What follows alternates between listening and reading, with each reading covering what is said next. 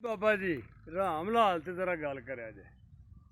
राम लाल दा एह् मतलब है बई आंदे सारे है न राम है ते लाल है जी राम नहीं खाना चाहिए लाल खाना चाहिए। बिल्कुल जिन्नू लभदा वो छड़दा नहीं जी ते जिन्नू नहीं लभदा वो खांदा नहीं। वाह स्वाद रसा सकते कहीं जी स्वाद तो है जे लभदा कोई छड़े।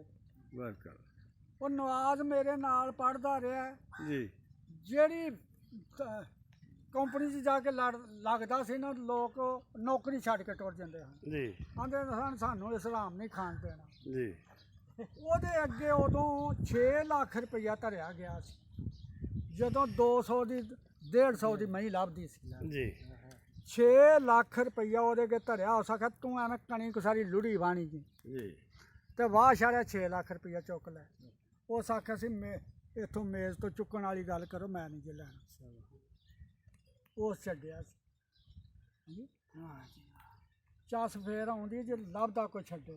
बेशक बेशक ਇੱਥੇ ਰਾਹ ਦੇ ਵਿੱਚ ਕਿਸੇ ਦੇ ਪੈਸੇ ਡਿੱਗ ਪੈਣ ਭਾਵੇਂ 10 ਹੋਣ ਭਾਵੇਂ 10 ਲੱਖ ਹੋਵੇ ਤੇਰਾ ਫਰਜ਼ ਹੈ ਉਹ तेल भी ला चल ਤੇਰੀ ਮੁਸਲਮਾਨੀ ਆਂਦੀ ਹੈ ਤੂੰ ਟੁਰ ਜਾ ਤੂੰ ਲੰਘ ਜਾ ਉਹ ਹੀ ਫੜਿਆ ਆ ਕੇ ਜਿਹਦਾ ਡਿੱਗਾ ਹੈ।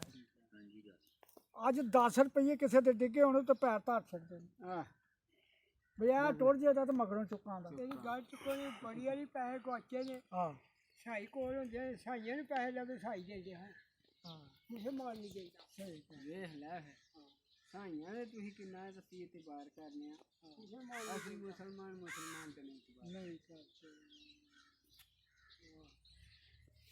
ਠੀਕ ਗੱਲ ਹੈ।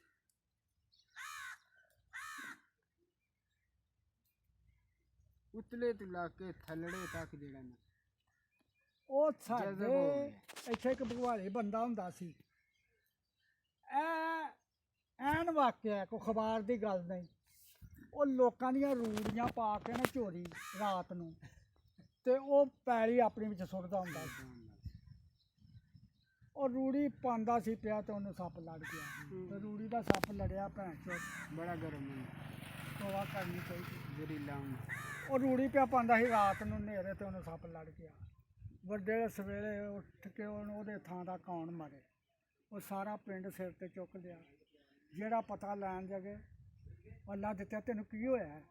ਉਸ ਆਖਿਆ ਹੋਰੇ ਮੈਂ ਕੀ ਕਰਦਾ ਹਾਂ ਪਿਆ ਹੋਰੇ ਮੈਨੂੰ ਕੀ ਹੋ ਗਿਆ। ਅੱਲਾ ਸੱਪ ਲੜਿਆ ਫਿਰ ਵੀ ਨਹੀਂ ਸੀ ਦੱਸਦਾ ਕੀ ਆਂਦਾ ਮੈਂ ਰੂੜੀ ਪਿਆ ਪਾਉਂਦਾ ਹਾਂ ਚੋਰੀ ਤੇ ਆਪਣੀ ਪੈਲੀ 'ਚ ਸੁਣਨਾ ਆਂਦਾ ਹੋਰੇ ਮੈਂ ਕੀ ਕਰਦਾ ਹਾਂ ਪਿਆ ਹੋਰੇ ਮੈਨੂੰ ਕੀ ਹੋ ਗਿਆ। ਬੰਦਾ ਪਰਦਾ ਪਾਉਂਦਾ ਤੇ ਪਰਦਾ ਪੈਂਦਾ ਨਹੀਂ। ਇਹ ਕਾਹਦੇ ਵਾਸਤੇ ਧਰੇ ਨੇ ਉਸਨੇ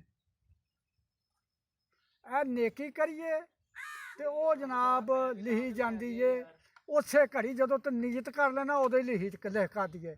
ਬਦੀ ਦੀ ਨੀਅਤ ਕਰ ਲੈਂਦਾ 5 ਮਿੰਟ ਮਗਰੋਂ ਲਿਖਣ ਦੇ ਉਹਦੇ ਮਤੇ ਹੁਣ ਵੀ ਮੁੜ ਗਏ ਹੁਣ ਮੁਸਲਮਾਨੀ ਬੜੀ ਦੂਰ ਮੁਸਲਮਾਨੀ ਬੜੀ ਦੂਰ